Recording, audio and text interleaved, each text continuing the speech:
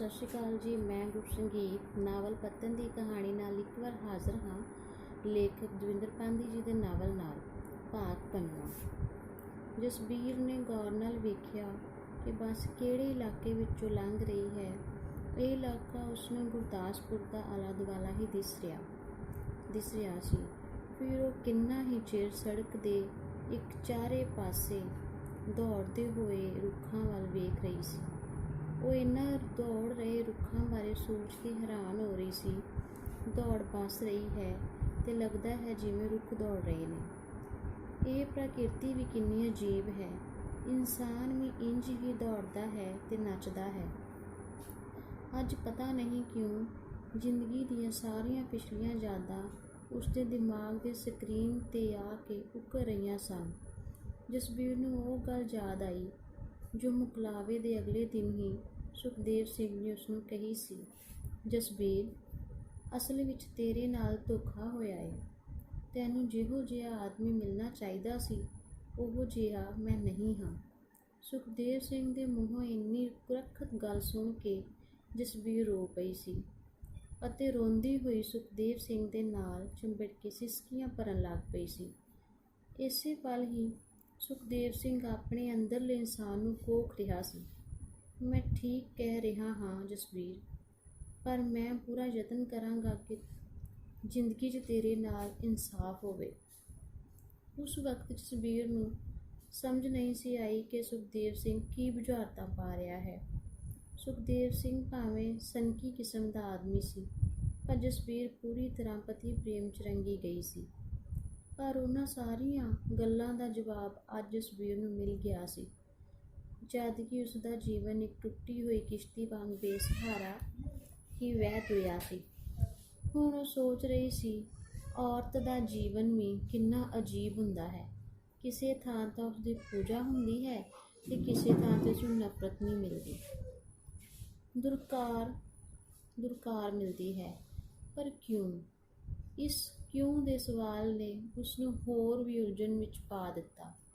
विआह तो 6 महीने बाद वो गर्भवती हो गई सी, पर ये 6 महीने भी ਉਹਦੇ ਲਈ अग्नि ਪ੍ਰੀਖਿਆ चों लंघण वाले सन। सुखदेव सिंह ਦੇ घर वाले ਚਾਹੁੰਦੇ सन कि ਵਹੁਟੀ ਉਹਨਾਂ ਦੇ ਕੋਲ ਰਹੇ ਤੇ ਸਮੁੱਚੀ ਤਨਖਾਹ ਉਹ ਘਰ ਹੀ ਦੇਵੇ, ਪਰ ਸੁਖਦੇਵ ਸਿੰਘ ਇਦਾਂ ਕਰਨ ਲਈ ਤਿਆਰ ਨਹੀਂ ਸੀ।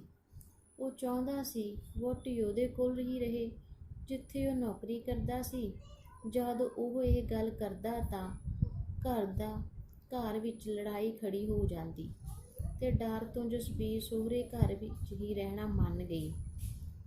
ਉਹ ਇਸ ਗੱਲ ਤੋਂ ਚੰਗੀ ਤਰ੍ਹਾਂ ਸਮਝਦੀ ਸੀ ਕਿ ਮਾਂ ਪਿਓ ਬੱਚੇ ਨੂੰ ਪਾਲਦਾ ਹੈ, ਉਹਨੂੰ ਪੜ੍ਹਾਉਂਦਾ ਲਿਖਾਉਂਦਾ ਤੇ ਫਿਰ ਉਹ ਆਸ ਕਰਦੇ ਹਨ ਕਿ ਉਹਨਾਂ ਦਾ ਬੱਚਾ ਆਸਰਾ ਬਣੇ, ਉਹਨਾਂ ਨੂੰ ਰੋਟੀ ਦੇਵੇ ਤੇ ਹੋਰ ਸਾਰੀਆਂ ਲੋੜਾਂ ਪੂਰੀਆਂ ਕਰੇ।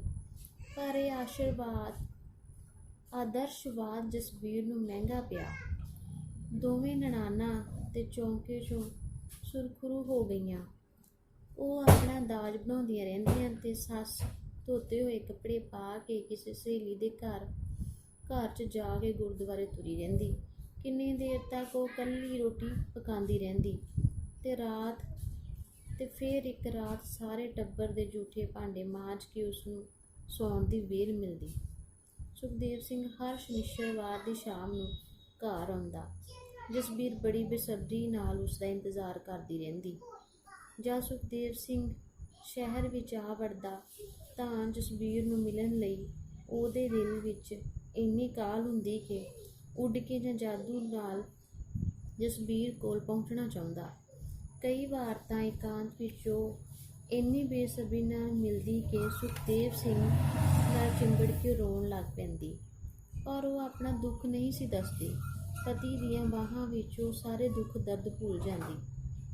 इस समय च वो पति वल्लों सुखी सी।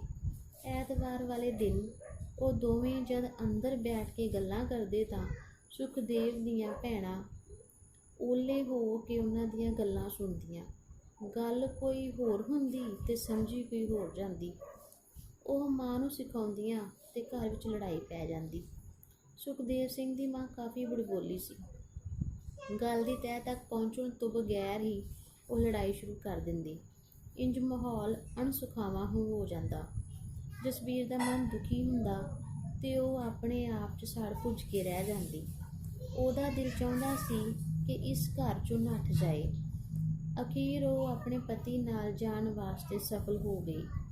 ਜਸਬੀਰ ਇੱਕ ਗੰਭੀਰ ਵਿਆਹੁਤਾ ਔਰਤ ਦੀ ਜ਼ਿੰਦਗੀ ਦੇ ਰਾਹ 'ਤੇ ਚੱਲ ਰਹੀ ਸੀ, ਪਰ ਸੁਖਦੇਵ ਸਿੰਘ ਅਜੇ ਤੱਕ ਉਸ ਦਾ ਗੰਭੀਰ ਹਮਸਫ਼ਰ ਨਹੀਂ ਸੀ ਬਣ ਸਕਿਆ।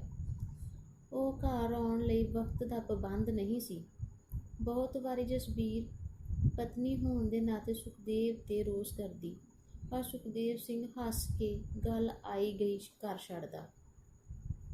ਘਰ ਵਿੱਚ ਇਕੱਲੀ ਜਸਬੀਰ ਦਾ ਦਿਲ ਨਾ ਲੱਗਦਾ। ਆਪਣੇ ਰੁਝੇਵੇਂ ਲਈ ਉਹ ਕਈ ਵਿਉਂਤਾਂ ਬਣਾਉਂਦੀ ਰਹਿੰਦੀ। ਉਸਨੇ ਸੋਚਿਆ ਕਿ ਇੱਕ ਸਵੈਟਰ ਬੁਣਨ ਵਾਲੀ ਮਸ਼ੀਨ ਲੈਣੀ ਚਾਹੀਦੀ ਹੈ, ਪਰ ਮਸ਼ੀਨ ਲੈਣ ਲਈ ਪੈਸੇ ਦੀ ਜ਼ਰੂਰਤ ਸੀ। ਉਸਨੇ ਸੁਖਦੇਵ ਸਿੰਘ ਨਾਲ ਮਸ਼ੀਨ ਲੈਣ ਵਾਸਤੇ ਗੱਲ ਕੀਤੀ। ਤੂੰ ਸਿਆਣੀ ਹੈ ਜਸਬੀਰ, ਪਰ ਇੰਨਾ ਰੁਪਇਆ ਆਏਗਾ ਕਿੱਥੋਂ?